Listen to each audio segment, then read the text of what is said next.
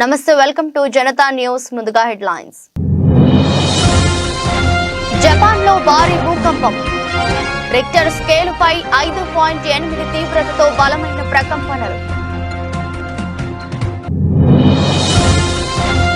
Minor బాలికపై లైంగిక వేధింపులు కర్ణాటక మాజీ సీఎం యడ్యూరప్పపై పోక్సో కేసు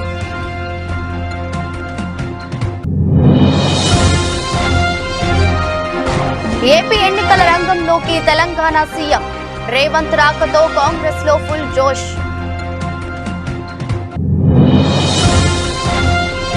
వాలంటీర్లను అన్ని రకాల ఎన్నికల విధుల నుంచి తక్షణమే తొలగించాలి జిల్లా కలెక్టర్లకు సీఎస్ ఆదేశాలు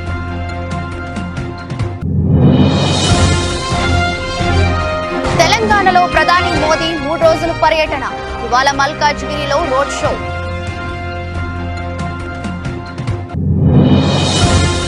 హార్దిక్ బుమ్రాలో ముంబై జట్టులో కొనసాగడానికి రోహిత్ శర్మనే కారణం కీలక వ్యాఖ్యలు చేసిన పార్థివ్ పటేల్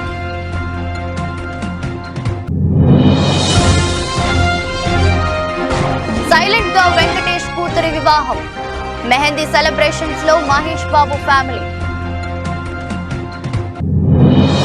భారీ నష్టాల్లో కొనసాగుతున్న స్టాక్ మార్కెట్లు సెన్సెక్స్ 479 పాయింట్లు ఎన్ఎస్ఈ నిఫ్టీ 168 పాయింట్లు లాస్ జపాన్ లో భారీ భూకంపం సంభవించింది రిక్టర్ స్కేల్ పై భూకంపం తీవ్రత 5.8గా నమోదైనట్లు జపాన్ వాతావరణ కేంద్రం తెలిపింది టోక్యోకు ఈశాన్యంగా 208 కిలోమీటర్ల దూరంలో ఫుకుషిమా ప్రీఫెక్చర్ తీరంలో భూకంపం కేంద్రాన్ని గుర్తించినట్లు తెలిపింది ఈ ప్రాంతంలో బలమైన భూ ప్రకంపనలు నమోదైనట్లు వెల్లడించింది అయితే ప్రస్తుతానికి సునామీ వంటి హెచ్చరికలు ఏమీ చేయలేదని తెలిపింది బలమైన భూ ప్రకంపనలతో ప్రజలు తీవ్ర భయాందోళనకు గురయ్యారు ఇళ్ల నుంచి ఒక్కసారిగా బయటకు పరుగులు తీశారు ఈ భూకంపం ఘటనలో ఆస్తి ప్రాణ నష్టానికి సంబంధించి ఎలాంటి సమాచారం లేదు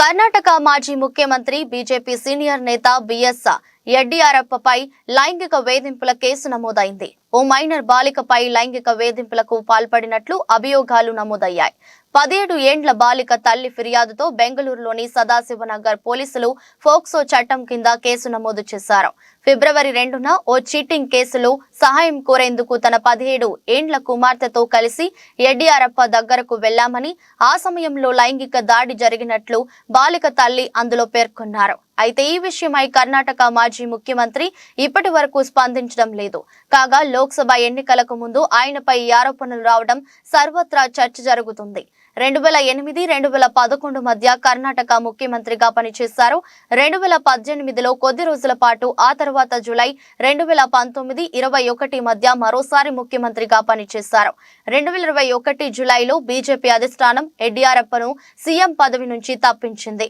ప్రస్తుతం ఆయన కుమారుడు విజయేంద్ర యడ్యూరప్ప రాష్ట్ర బీజేపీ అధ్యక్షుడిగా కొనసాగుతున్నారు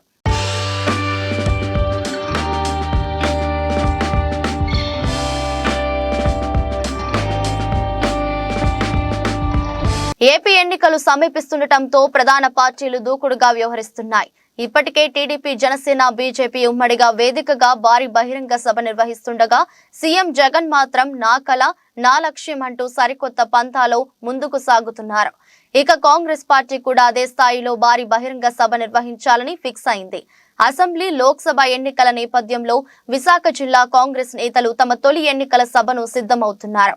ఈ నేపథ్యంలో ఈ నెల 16న విశాఖ స్టీల్ ప్లాంట్ ప్రాంతంలోని కృష్ణా మైదానంలో తెలంగాణ ముఖ్యమంత్రి రేవంత్ రెడ్డి ప్రసంగించనున్నారు. పిసిసి మాజీ అధ్యక్షుడు గిడుగు రుద్రరాజు నేతృత్వంలో ఏపీ కాంగ్రెస్ సీనియర్ నేతలు మైదానాన్ని పరిశీలించారు. ఈ సమావేశానికి 70,000 మంది హాజరవుతారని ఆశిస్తున్నామని, ఈ ప్రాంతానికి కీలకమైన విఎస్పీ ప్రైవేటీకరణకు వ్యతిరేకించడమే దీని ప్రధాన ఉద్దేశమని చెప్పారు. ఉక్కు కర్మాగారం నిరసనలకు కేంద్ర బిందువుగా ఉంది.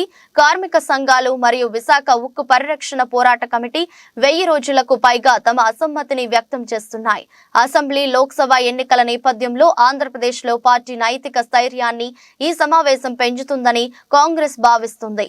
రేవంత్ రెడ్డి రాకతో పార్టీ క్యాడర్లో ఉత్సాహాన్ని నింపుతుందని డీసీసీ అధ్యక్షుడు గంప గోవర్ధన్ రాజు అన్నారు. ఆయన శక్తివంతమైన వాక్చాతుర్యం, నిబద్ధత పార్టీ కార్యకర్తలను ప్రభావితం చేస్తాయన్నారు. గత 10 ఏళ్లుగా ఆంధ్రప్రదేశ్లో కాంగ్రెస్ పార్టీ విజయం సాధించలేదు. తెలంగాణలో పాతుకుపోయిన బీఆర్ఎస్ ను ఓడించి ముఖ్యమంత్రి అయిన రేవంత్ రెడ్డిని రంగంలోకి దింపడం ద్వారా వచ్చే ఎన్నికల్లో చక్రం తిప్పి ఖాతా తెరవాలని కాంగ్రెస్ లక్ష్యంగా పెట్టుకుంది. ఏపీసీసీ చీఫ్ వైఎస్ షర్మిల ఉక్కు ఉద్యమానికి చురుగ్గా మద్దతు పలుకుతున్నారు. రేవంత్ పర్యటనతో పాటు ఆమె మద్దతు ఆంధ్రప్రదేశ్లో కాంగ్రెస్ కు పునరుజ్జీవం చేస్తుందని భావిస్తున్నారు. రేవంత్ రెడ్డి శక్తివంతమైన ప్రసంగాలకు పెట్టింది పేరు. తెలంగాణ ముఖ్యమంత్రిగా ఆయన మాటలు ఏపీలో బలంగా ప్రతిధ్వనిస్తాయి. ఈ ఊపును వచ్చే ఎన్నికల్లో సద్వినియోగం చేసుకోవాలని కాంగ్రెస్ భావిస్తుంది. విశాఖ సమావేశం తర్వాత కాంగ్రెస్ తన తదుపరి సమావేశాన్ని గుంటూరులో నిర్వహించబోతోంది. అక్కడ కర్ణాటక ముఖ్యమంత్రి సిద్ధరామయ్య ముఖ్య అతిథిగా పాల్గొంటారు. ఈ సమావేశంలో ఏపీ రాజధానిగా అమరావతిపై కాంగ్రెస్ తన వైఖరిని వెల్లడించనుంది. ఓడిపోతే నీదేం పోదు కాదు, నువ్వు మింగిన 1,00,000 కోట్లు కట్టిస్తాం. నీకు ఎక్కడ నుంచి చెప్తున్నావు లెక్క చెప్పాల్సిన అవసరం ఉంది. ఓడితే నీదేం పోదు అనుకోకు.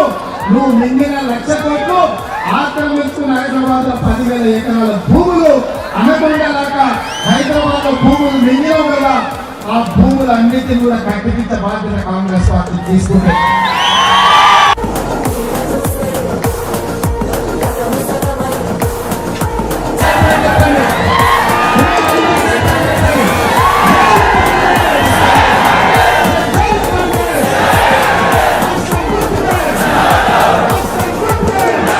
ఆంధ్రప్రదేశ్ రాష్ట్రంలో సార్వత్రిక ఎన్నికలు సమీపిస్తున్న వేళ గ్రామ వార్డు వాలంటీర్ల విషయంలో జిల్లా కలెక్టర్లకు ప్రభుత్వ ప్రధాన కార్యదర్శి జవహర్ రెడ్డి కీలక ఆదేశాలిచ్చారు.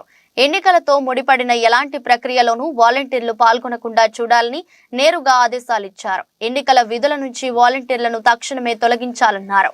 సార్వత్రిక ఎన్నికల షెడ్యూల్ విడుదల కానున్న దృష్ట్యా వాలంటీర్లను అన్ని రకాల ఎన్నికల విధుల నుంచి తక్షణం తొలగించాలని కలెక్టర్లకు ఆయన ఆదేశాలు జారీ చేశారు. వాలంటీర్లు ఎన్నికలకు సంబంధించి ఎలాంటి ప్రక్రియలో పాల్గొన్నా అది ఈసీ మార్గదర్శకాల ఉల్లంఘనేనని సీఎస్ స్పష్టం చేశారు. పోలింగ్ ఏజెంట్లుగాను వాలంటీర్లు అర్హులు కారని ఆదేశాలు పేర్కొన్నారు. ఈ మేరకు అన్ని జిల్లాల కలెక్టర్లకు సీఎస్ జవహర్ రెడ్డి ఆదేశాలిచ్చారు. ఎన్నికల షెడ్యూల్ త్వరలో ప్రకటించే అవకాశం ఉంది. షెడ్యూల్ ప్రకటించిన నాటి నుంచే కోడ్ అమల్లోకి వస్తుంది. ఈ క్రమంలోనే జవహర్ రెడ్డి జిల్లా కలెక్టర్లు ఆదేశాలు ఇవ్వడంతో ప్రాధాన్యత సంతరించుకుంది. మరోవైపు ఏపీలో విపక్షాలు వాలంటీర్ల పాత్రపై అభ్యంతరాలు వ్యక్తం చేస్తున్నాయి. వాలంటీర్లను ఎన్నికల విధులకు దూరంగా ఉంచాలని ఎన్నికల సంఘానికి విజ్ఞప్తి చేశాయి.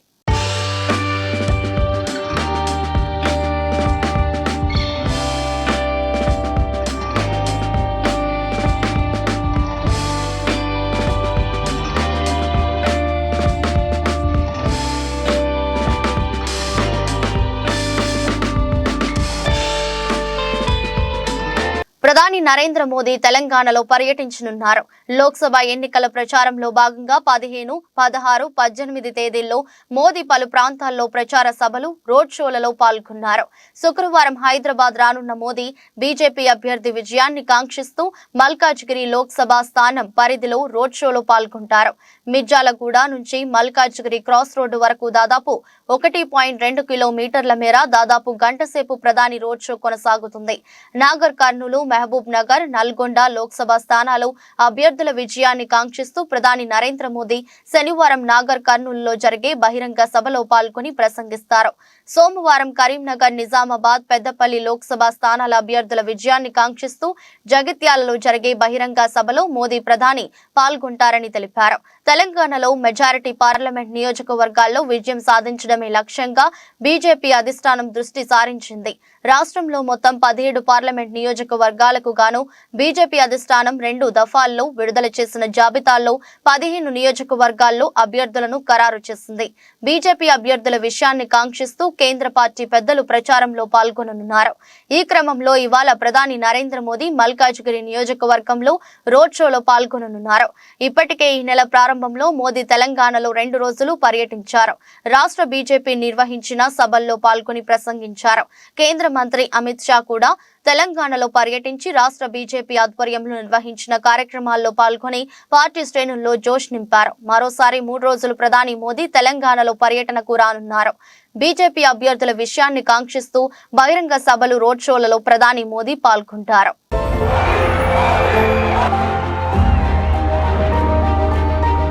प्यारी सी गुड़िया को मेरे बहुत बहुत आशीर्वाद।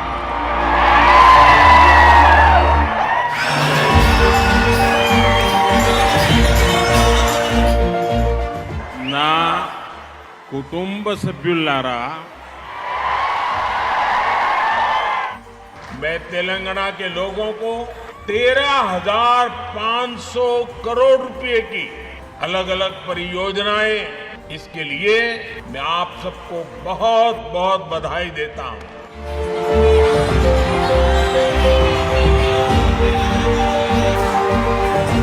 జీవీఎంసీ 41వ వార్డుకు చెందిన కురం రీనా రాచెల్ అభ్యర్థన మేరకు సీఎం రిలీఫ్ ఫండ్ ద్వారా విడుదలైన 3 లక్షల చెక్కును దక్షిణం నియోజకవర్గం ఎమ్మెల్యే వాసుపల్లి గణేష్ కుమార్ అందజేశారు. 41వ వార్డు వైసీపీ సీనియర్ నాయకులు జేసీఎస్ క్లస్టర్ ఇన్ఛార్జ్ కోడిగుడ్ల శ్రీధర్ ఆధ్వర్యంలో ఆసిలమెట్ట వాసుపల్లి కార్యాలయంలో బాధిత కుటుంబ సభ్యుడు అర్దాని సుధాకర్ కు ఈ చెక్ ను ఎమ్మెల్యే చేతుల మీదుగా అందజేశారు. ఈ సందర్భంగా వాసుపల్లి మాట్లాడుతూ 41వ ward Gnanapuram Holy Cross Street లో ఉంటున్న రీనా నెలలు నిండిన శిశువుకు జన్మనిచ్చింది. దీనికి కారణంగా ప్రీమెచ్యూరిటీ యొక్క ఎముక వ్యాధికి గురై అప్పులు చేసి మరీ లక్షల రూపాయలు ప్రైవేట్ ఆసుపత్రికి చెల్లించారన్నారు. తద్వారా సీఎం రిలీఫ్ ఫండ్ కు అభ్యర్థన చేయగా ముఖ్యమంత్రి జగన్మోహన్ రెడ్డి చొరవతో 3 లక్షల రూపాయల చెక్కును విడుదల చేశారని తెలిపారు.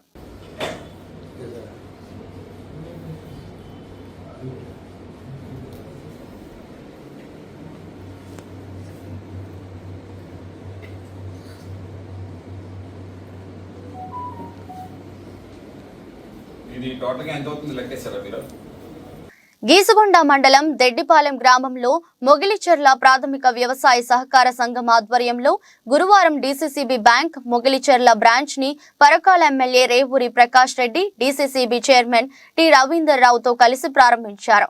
ఈ సందర్భంగా ఎమ్మెల్యే రేవూరి ప్రకాష్ రెడ్డి మాట్లాడుతూ సహకార వ్యవస్థ బలోపేతానికి కాంగ్రెస్ ప్రజా ప్రభుత్వం చిత్తశుద్ధితో ఉందని, ముఖ్యమంత్రి రేవంత్ రెడ్డి నాయకత్వంలో రైతాంగాన్ని అన్ని విధాల ఆదుకునేందుకు కృషి చేయడం జరుగుతుందని తెలిపారు.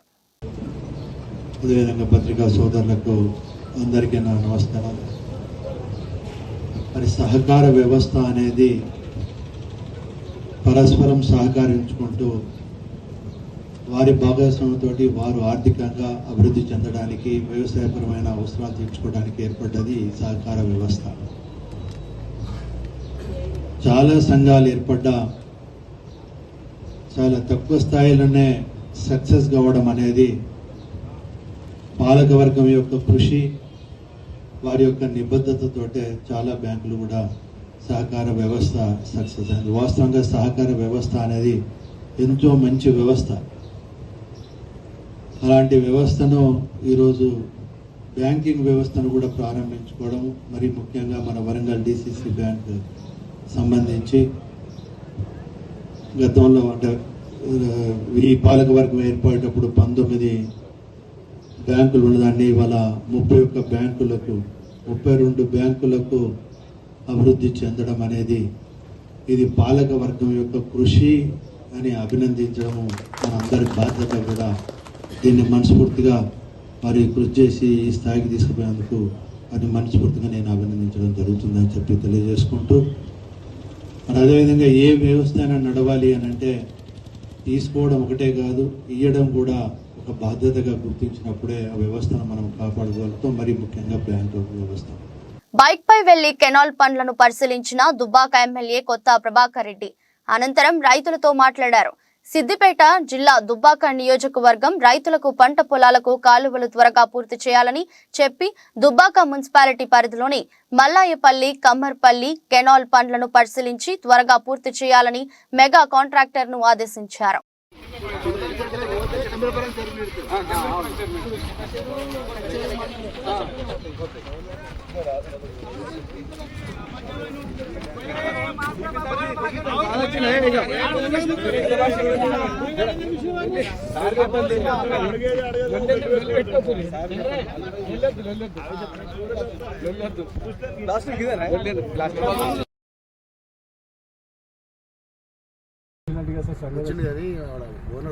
సంవత్సరం రైతులు కాబట్టి ఉంటలేము పెళ్లికి వెళ్తున్నాం.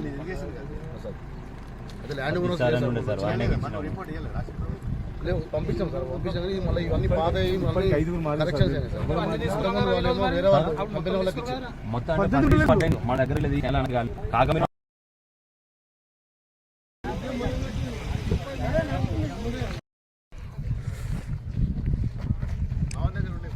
నాకు ఉన్నాయి.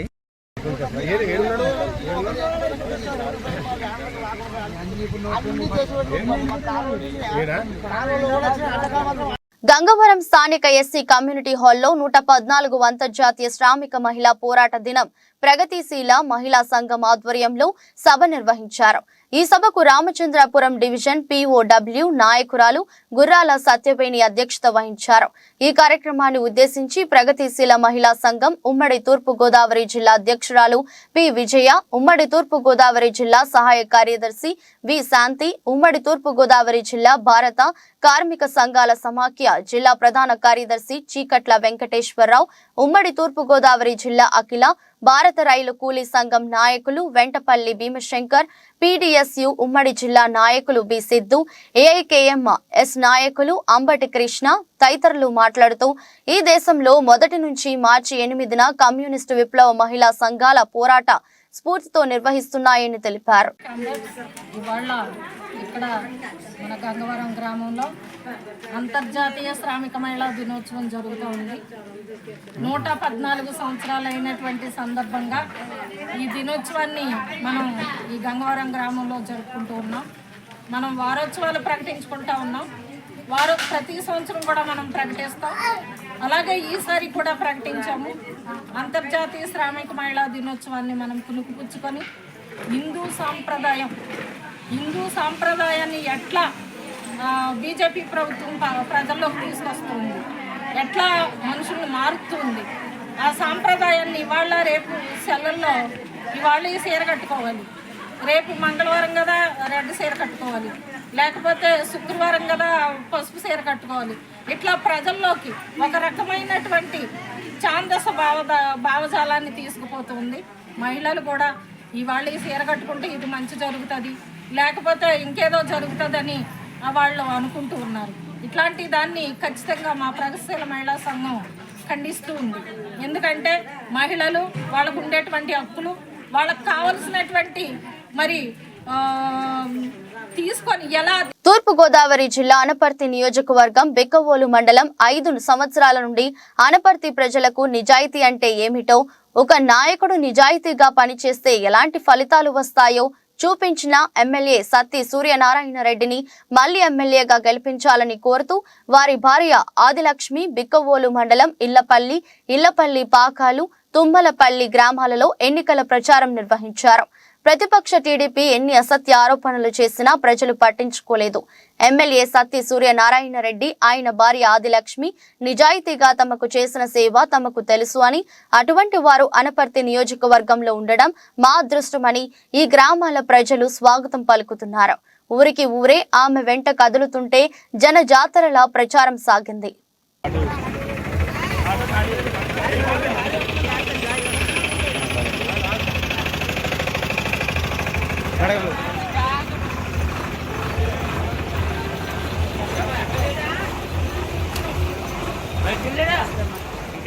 IPL 2024 టోర్నీ ప్రారంభానికి సమయం దగ్గర పడుతుంది. ఈ నెల 22న Chennai Super Kings versus Royal Challengers Bengaluru జట్ల మధ్య తొలి పోరు జరుగుతుంది. అయితే ఈ సీజన్ లో ముంబై ఇండియన్స్ జట్టు హాట్ టాపిక్ గా మారారు. దీనికి కారణం రోహిత్ శర్మ. ముంబై ఇండియన్స్ ను 5 సార్లు ఛాంపియన్ గా నిలిపిన రోహిత్ శర్మను ఆ జట్టు యాజమాన్యం కెప్టెన్సీ నుంచి తొలగించింది. రోహిత్ స్థానంలో హార్దిక్ పాండ్యాకు కెప్టెన్సీ బాధ్యతలు అప్పగించింది.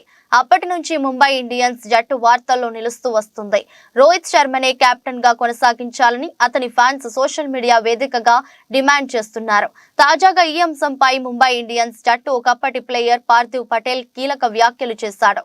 పార్థివ్ పటేల్ మాట్లాడుతూ రోహిత్ శర్మ గొప్ప కెప్టెన్, జట్టులోని ప్లేయర్స్ కు మద్దతుగా నిలవడంలో ఎప్పుడూ ముందుంటాడు. ఇందుకు నిదర్శనం బూమ్రా, హార్దిక్ పాండ్యాల వ్యవహారమే. 2014లో ముంబై జట్టులోని బూమ్రా ఎంట్రీ ఇచ్చాడు. అయితే అతనికి 2015లో ఆడే అవకాశం దక్కింది.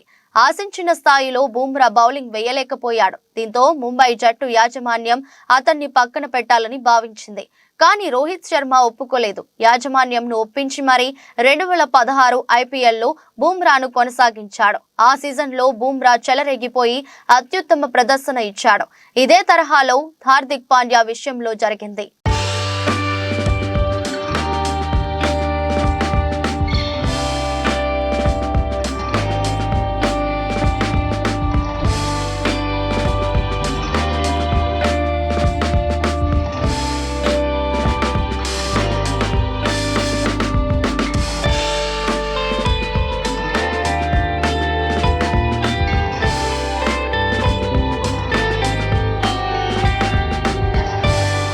టాలీవుడ్ విక్టరీ వెంకటేష్ ఇటీవల తన రెండో అమ్మాయికి నిశ్చితార్థం వేడుక జరిపిన సంగతి అందరికీ తెలిసిందే. విజయవాడకి చెందిన ఓ డాక్టర్ ఫ్యామిలీలోని అబ్బాయికి వెంకటేష్ తన రెండో కుమార్తెను ఇవ్వబోతున్నారు. అక్టోబర్లో జరిగిన ఈ ఎంగేజ్మెంట్ కి దగ్గుబాటి ఫ్యామిలీతో పాటు చిరంజీవి, మహేష్ బాబు ఫ్యామిలీస్ కూడా హాజరై కొత్త జంటని ఆశీర్వదించారు. ఇక నిశ్చితార్థం వేడుక జరుపుకున్న ఈ జంట ఇప్పుడు పెళ్లి పండుగతో ఒకటి కాబోతున్నారు. వెంకటేష్ సైలెంట్ గా ఎటువంటి హడావుడి లేకుండా తన కూతురి పెళ్లిని జరిపించేస్తున్నారు. ఈ వివాహం నేడు మార్చి 15న జరగబోతుందట. రామానాయుడు స్టూడియోస్ లో కేవలం కుటుంబ సభ్యులు, క్లోజ్ ఫ్రెండ్స్ మధ్య వీరి వివాహ వేడుక జరగనుంది. ఆల్రెడీ వెడ్డింగ్ సెలబ్రేషన్స్ కూడా స్టార్ట్ అయ్యాయి. నిన్న నైట్ మెహందీ వేడుక జరగగా మహేష్ బాబు ఫ్యామిలీ నుంచి నమ్రత, సితారా హాజరయ్యారు. అందుకు సంబంధించిన ఫోటోలు ప్రస్తుతం నెట్టింట వైరల్ గా మారాయి. మొన్న నిశ్చితార్థం వేడుకని సైలెంట్ గా చేసిన వెంకటేష్ ఇప్పుడు పెళ్లి వేడుకని కూడా చాలా సింపుల్ గా చేసేస్తున్నారు. కాగా వెంకటేష్ కి మొత్తం 3 అమ్మాయిలు, 1 అబ్బాయి. వీరిలో పెద్ద అమ్మాయికి ఆల్రెడీ పెళ్లి చేసేశారు వెంకటేష్.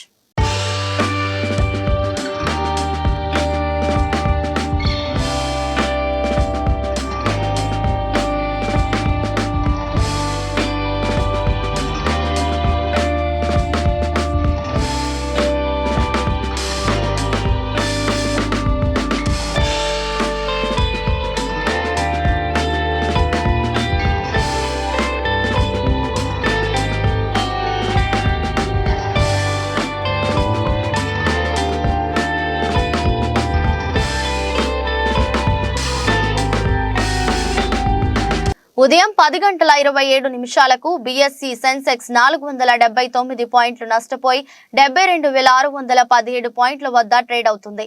NSE నిఫ్టీ 168 పాయింట్లు కోల్పోయి 21,978గా కొనసాగుతుంది. BSE 30 ఇండెక్స్ లో Bharti Airtel, Power Grid, TCS, Nestle India, SBIN, UltraTech Cement, Titan, Tata Steel, Tata Motors, ITC, JSW Steel, Bajaj Finserv, Bajaj Finance, Maruti లాభాల్లో ట్రేడ్ అవుతున్నాయి. Sun Pharma, Hindustan, Unilever, HDFC Bank, ICIC Bank, L&T, Kotak Mahindra Bank, Reliance, Wipro, Tech Mahindra, Asian Paints, NGPC, Axis Bank, HCL Tech, Infosys, M&M నష్టాల్లో కొనసాగుతున్నాయి. విప్రో తన net oxygen platform ను ఉపయోగించి వినియోగదారుల banking సేవలను అధునాకరించడానికి డెస్టార్డిన్స్ తో ఒప్పందం కుదుర్చుకుంది. పరిష్కారం యొక్క వినియోగదారుల రుణాలు, క్రెడిట్ కార్డ్ వ్యాపారాన్ని మెరుగుపరుస్తుంది.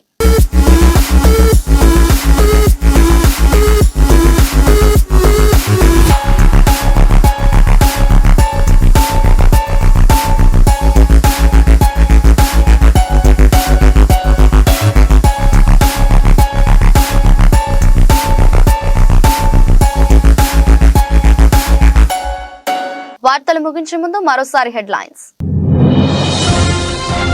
జపాన్ లో భారీ భూకంపం.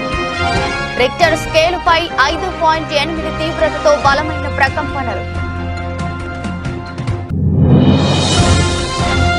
మైనర్ బాలికపై లైంగిక వేధింపులు. కర్ణాటక మాజీ సీఎం యడియూరప్పపై పోక్సో కేసు.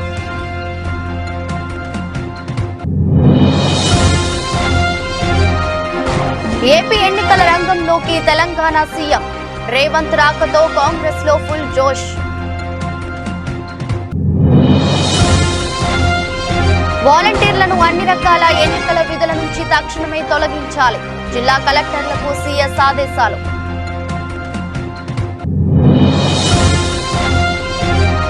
తెలంగాణలో ప్రధాని మోదీ 3 రోజుల పర్యటన. ఇవాళ మల్కాజ్గిరిలో రోడ్ షో.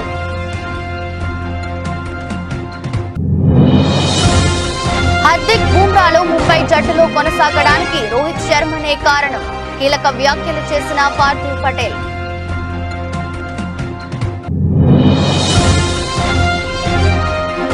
సైలెంట్ గా వెంకటేష్ కూతురి వివాహం. మెహందీ సెలబ్రేషన్స్ లో మహేష్ బాబు ఫ్యామిలీ. భారీ నష్టాల్లో కొనసాగుతున్న స్టాక్ మార్కెట్లు. సెన్సెక్స్ 479 పాయింట్లు, ఎన్ఎస్ఈ నిఫ్టీ 168 పాయింట్లు లాస్. ఇది రోజు బులెటిన్. మరో బులెటిన్ లో మళ్ళీ కలుద్దాం. అంతవరకు సెలవు. నమస్కారం.